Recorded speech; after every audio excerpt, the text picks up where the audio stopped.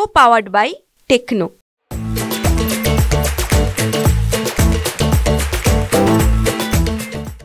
लातूर जिल्ह्यातल्या 6 विधानसभांपैकी 2 विधानसभा ज्या आहेत ते राष्ट्रवादी काँग्रेस अजितदादा पवार गटाकडे आहेत आणि या 2 जागा ज्या आहेत उदगीर आणि अहमदपूर जिंकण्याचं मोठं आव्हान जे आहे ते राष्ट्रवादी काँग्रेस पुढे आहे आणि म्हणून 2 दिवसांचा मुक्काम जो आहे तो अजित पवार उदगीर आणि जळकोटमध्ये करतायत.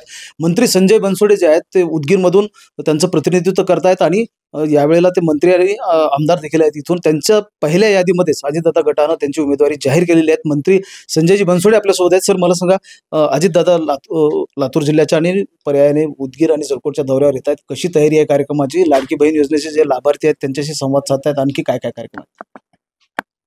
आमचे नेते, आमचे प्रेरणास्थान माननीय या राज्याचे उपमुख्यमंत्री अजितदादा पवार साहेब 30 तारखेला दुपारी 2 वाजता उदगीरमध्ये त्यांचं आगमन त्या ठिकाणी होत आहे आणि ते आगमन जनसन्मान यात्रा संबंध महाराष्ट्रामध्ये त्यांचे दौरे त्या ठिकाणी आहेत आणि या यात्रेला या महाराष्ट्रामध्ये प्रचंड मोठा प्रतिसाद त्या ठिकाणी मिळत आहे आणि म्हणून ते मी मंत्री झाल्यानंतर पहिल्यांदा उदगीर शहरामध्ये त्या ठिकाणी येत आहेत आणि म्हणून त्यांचं जंगी स्वागत राष्ट्रवादी काँग्रेसच्या पदाधिकाऱ्यांनी, कार्यकर्त्यांनी, इथल्या जनतेने करण्याचं त्या ठिकाणी ठरवलेलं आहे आणि म्हणून तुम्ही उद्या पाहचाल की त्यांचं कशा पद्धतीनं स्वागत त्या ठिकाणी होईल.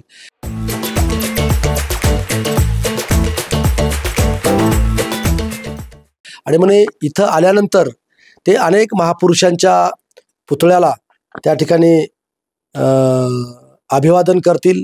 त्यानंतर अनेक विकासाचे कामं म्हणजे हजारो कोटी रुपयाचे विकासाचे कामं ते लोकार्पण सोहळासुद्धा त्यांच्या शुभहस्ते त्या ठिकाणी होणार आहे आणि ते कार्यक्रम झाल्यानंतर जिल्हा परिषदच्या मैदानावरती दुपारी 2 ते 2:30च्या दरम्यान त्यांची जनसन्मान यात्रेची मोठी सभा त्या ठिकाणी होईल आणि आमची दादाकडे एक मागणी त्या ठिकाणी असणार आहे की अनेक गोष्टी, मूलभूत गरजा उदगीर आणि जळकोट मतदारसंघात त्या राहिलेल्या आहेत, त्यासुद्धा आम्ही मागण्या करून दादा जे बोलतात ते करणारे नेते म्हणून या महाराष्ट्रामध्ये त्यांची ओळख आहे आणि म्हणून त्यांच्याकडून त्या मागण्या करून ते सुद्धा आम्ही पूर्ण करून घेण्याचं काम आम्ही त्या ठिकाणी करूया. राज्याचा जो वित्त विभाग आहे तो असं सांगतोय की आता राज्याची स्थिती जी आहे ती खालावत चाललेली आहे, आर्थिक स्थिती, आणि अशा परिस्थितीमध्ये क्रीडा संकुलं उभारण्यासाठी म्हणून 1700 कोटींची मागणी क्रीडा विभागाने केली आणि सरकार त्यासाठी सुधारित मंजुरी देते वगैरे. नाही, हे असा भाग नाही. मी राज्याचा क्रीडा मंत्री म्हणून तुमच्या काही गोष्टी निदर्शनात आणून देतो मी, कारण हे 1000 कोटी आत्ता नाही मागत. हे गेल्या अनेक वर्षापासून एक क्रीडा समितीच्या मार्फत त्या क्रीडा समितीमध्ये ज्याला ज्याला मंजुरी दिली होती, मग कॅप असतो. समजा तालुका क्रीडा संकुल असेल तर त्याला अगोदर 1 कोटी रुपये होता, नंतर मी आल्यानंतर त्याला 5 कोटी रुपये केला आणि मग काही आमदार साहेब त्या ठिकाणी किंवा माझ्या तालुक्यामध्ये की मला अतिशय चांगल्या पद्धतीचं खेळाडूंना सुविधा उपलब्ध करून द्यायच्या आहेत म्हणून त्या कॅपच्या वरी त्या ठिकाणी प्रशासकीय मान्यता दिलेल्या असतात आणि म्हणून ते कुठेतरी कॅबिनेट समोर आलं पाहिजे, कॅबिनेटची मंजुरी त्या ठिकाणी घेतली पाहिजे. या संदर्भामध्ये तसं ती मागणी त्या ठिकाणी झालेली आहेत. म्हणून त्यातले जे हजारो कोटीचे कामं त्या ठिकाणी झालेले आहेत त्याला फक्त प्रशासकीय मान्यता कॅबिनेटच्या समोर आपल्याला त्या ठिकाणी द्यायची आहे आणि म्हणून जे क्रीडा क्षेत्राला माननीय राज्याचे मुख्यमंत्री, राज्याचे उपमुख्यमंत्री माननीय अजितदादा पवार साहेबांनी सातत्यानं क्रीडा विभागाला प्राधान्य देऊन हजारो कोटी रुपयाचा निधी त्या ठिकाणी दिलेला आहे.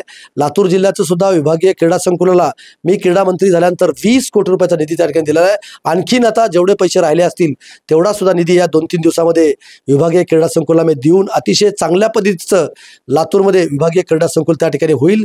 माझ्याही मतदारसंघामध्ये मी तालुका क्रीडा संकुलला 63 कोटी रुपये दिले आहेत आणि एक विस्तारित जिल्हा परिषदच्या मैदानावरती क्रीडा संकुलला आपण 14 कोटी रुपये निधी त्या ठिकाणी आपण दिलेला आहोत. आणि मग क्रीडा क्षेत्रामध्ये गेल्या अनेक वर्षापासून जे राहिलेले पेंडिंग पडलेले जे काही प्रश्न होते ते सोडवण्याचं काम मी त्या ठिकाणी केलेलं आहे.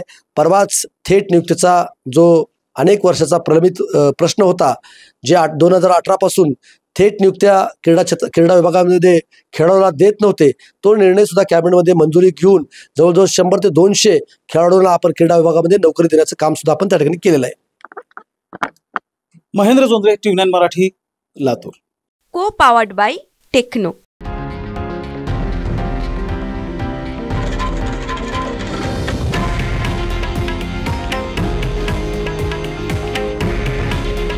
हे आहे देशातील नंबर 1 न्यूज नेटवर्क आणि आपण पाहत आहात TV9 मराठी.